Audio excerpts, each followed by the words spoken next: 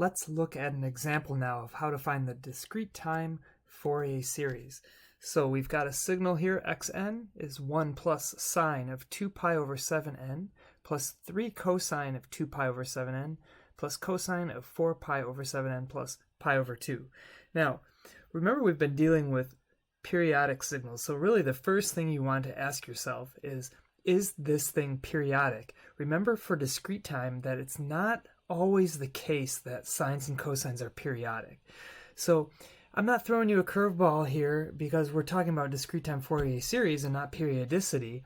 But so this is periodic, but if you're unsure about that, you need to go back to the video about periodicity and discrete time signals. And that's why I make the videos so specific. And so you can go and you can target the exact subject that you need. So go back and decide for yourself that this is periodic.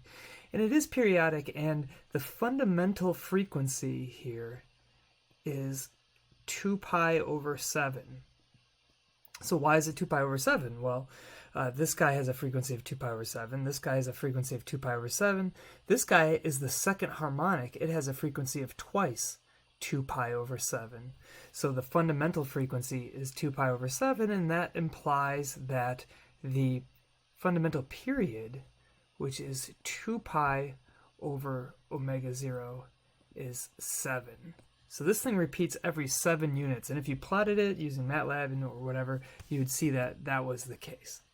Now, the goal in the discrete time Fourier series is to write x of n as a sum of harmonically related components. That's the goal.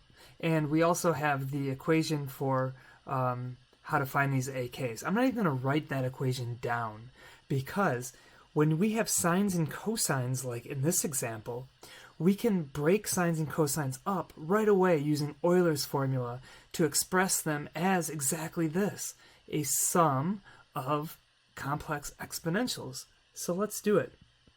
The 1 can stay, then the sine is 1 over j2 times e to the j 2 pi over 7 n, right? Plus, minus e to the minus j 2 pi over 7n. So that was the sine. Then we have plus 3 times the cosine, and the cosine is 1 over 2, so I'm going to bring that 2 out. E to the j 2 pi over 7n plus e to the minus j 2 pi over 7n, right? And then we have a cosine again, and I guess I'm going to erase, I'm going to move this over here. Give me some more space. Plus, and I'm going to bring the 1/2 out again. 1/2, this guy's going to take up a bit of room. J times 4 pi over 7n plus pi over 2 minus j,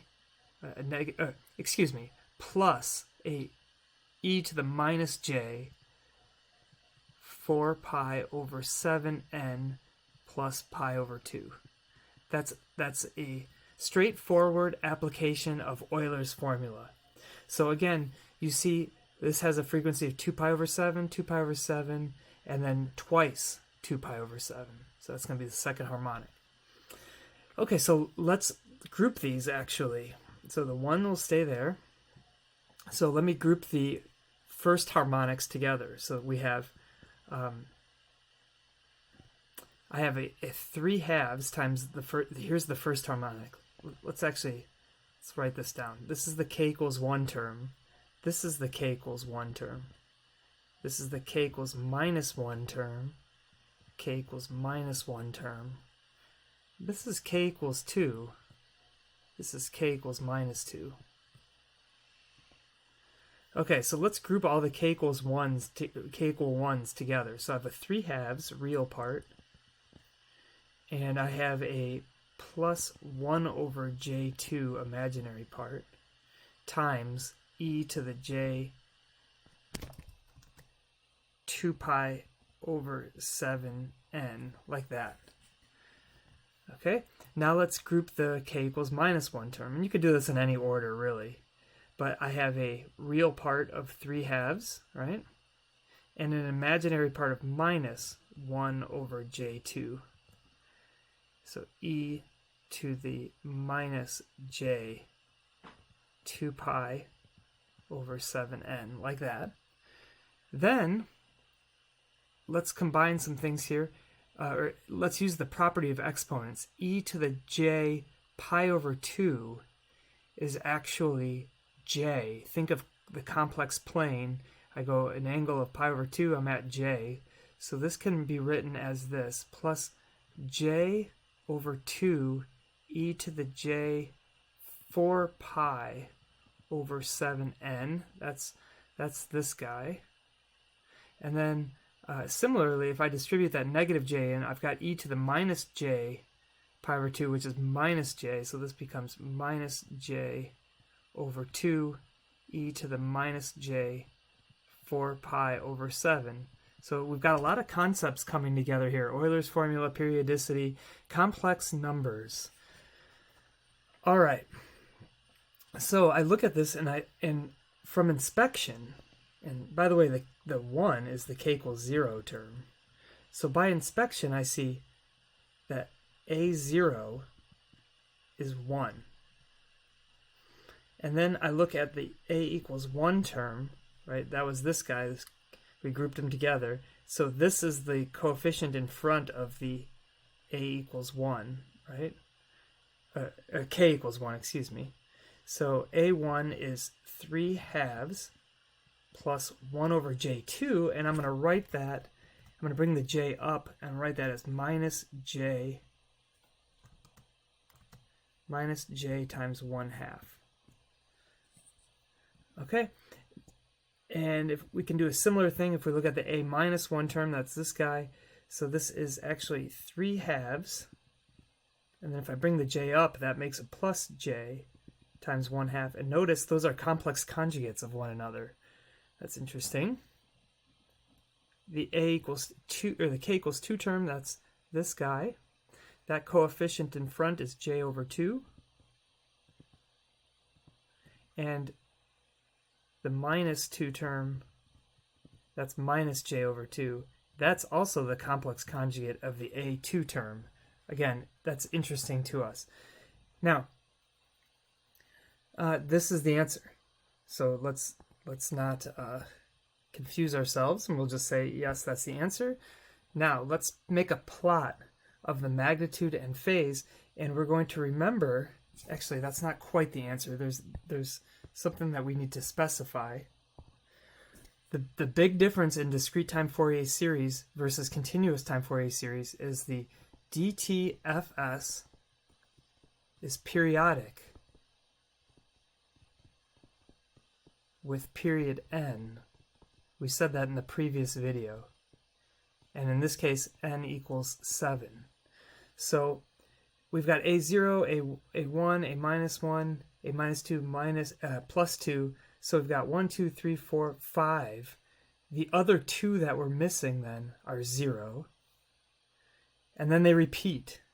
So this is going to make more sense when I graph this out. So let's be concrete here. Let's look at a0. It has a magnitude of 1, right? And a phase of 0. Again, think of the complex number, or the complex plane. The magnitude of a1, 3/2 and minus 1/2, so that would be the square root of 3/2 squared plus negative 1/2 squared. Okay, so that's 9/4 plus 1/4, 10/4 equals the square root of 10 over 2, right? And you will see, oh, let's get the phase too. The phase of A1 is equal to the inverse tangent of -1/2 over 3/2. Okay, now let's get a -1, and we're going to find out that its magnitude is the same, actually. 3/2 squared plus 1/2 squared is equal to the square root of 10 over 2, if I did that right. All right, and then we're going to find out that its angle, its phase, is the inverse tangent of 1/2 over 3/2. Because the inverse tangent is an odd function, these are actually negatives of one another there. More on that in a second. Now let's look at A2. The magnitude of A2, what's the magnitude of j over 2? Well, that's just 1/2. And what's the phase of A2? That is, so go up by j, that's pi over 2. Again, this is relying on your knowledge of complex numbers. What's the magnitude of a minus 2? That is also 1/2. And the phase of that thing is negative pi over 2, which is the negative of what we just had in A2. Now let's make a plot. Let's plot the magnitude.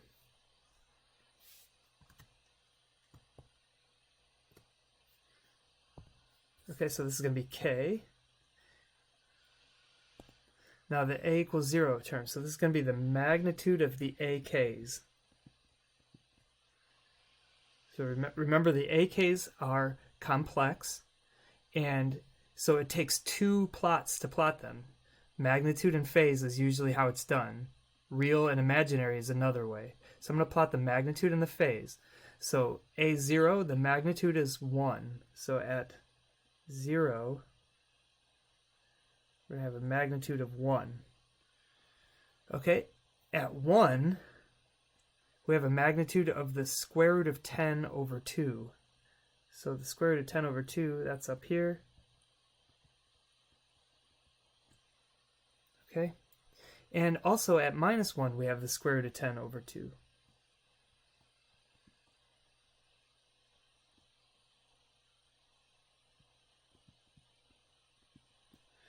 Okay, at 2, the magnitude is 1/2.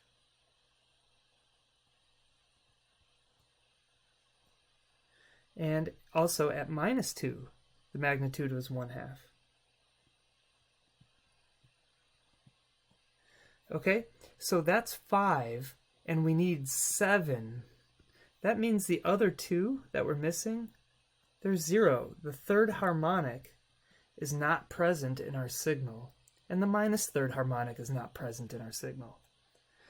Now, here's the big difference again, circled in red. So now we have 7, and they must repeat. So now we can start to fill the gaps. So now we just kind of copy and paste. So A4 is going to be the same as A -3, 0. Then A5 is the same as A -2, which is 1/2. A6 would be the same as A -1, square root of 10 over 2. And it would continue on like that. Let's go the other way. K -4 would be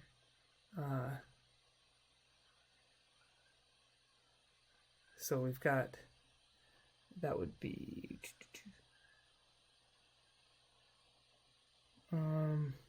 so if we add 7, so that would be the same as A3, so that would be 0. Okay, and then if we extended this would be -5. That would be the same as A2, which is 1/2. Okay, we could keep going on forever here. The key is that it has to be periodic, in this case with period 7. So that is the magnitude plot. Okay, notice it is even. That's some foreshadowing for later. Now let's look at the phase plot.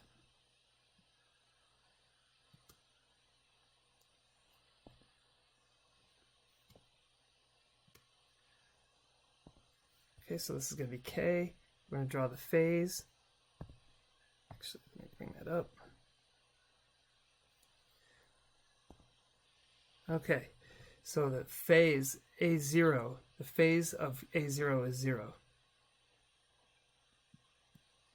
The phase of A1 we said is this inverse tangent, and this is actually a negative number. I'm not sure exactly off the top of my head what it is. So we'll show it like this. And I'm not even going to mark it down. It's this thing here. A negative one, though, because inverse tangent is an odd function, you see I can bring that negative out, and what I get is the negative of whatever that one was. A2 is pi over 2. So we'll label that as pi over 2. This is A2. And then A minus 2 is negative pi over 2. Interesting. Okay, then the others are 0. Right, at 3, at minus 3. Now, there's my 7, right? 1, 2, 3, 4, 5, 6, 7. Now I copy and paste. So now, and what I mean by that is A4 is the same as A minus 3. A5 is the same as A minus 2. So that's going to come down here. And minus pi over 2. And it would continue on like that. At minus 4, that would be the same as A3.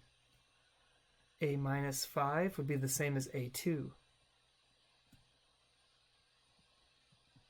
And it would continue on like that. Okay, and notice this is an odd function in K. And just, again, some foreshadowing, what we saw for continuous time Fourier series was that when our signal is real, we have an even Fourier magnitude Fourier series and an odd phase Fourier series. Okay, and again, for discrete time, even though we haven't gotten to properties yet, here is a real signal, right? There are no J's hanging around in my signal. And so what we see is the magnitude plot is even and the phase plot is odd.